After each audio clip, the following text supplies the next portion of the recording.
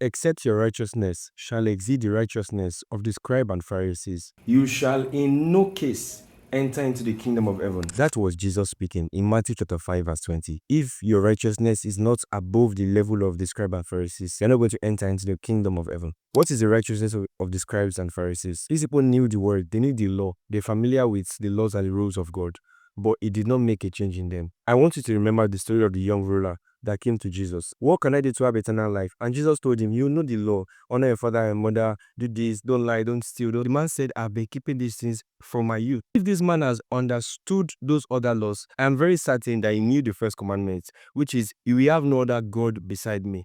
But that particular law, he did not obey it. Because when Jesus told him, sell what you have, give the poor, you will have treasure in heaven. Now come and follow me. He could not part with his money. He could not part with his resources. He walked away sorrowfully from Jesus. He idolized it. He had the righteousness like that of the scribes and Pharisees. We must try as much as possible not just to know the laws of God, but to do them. It is harder for you to obey God's law than to know it.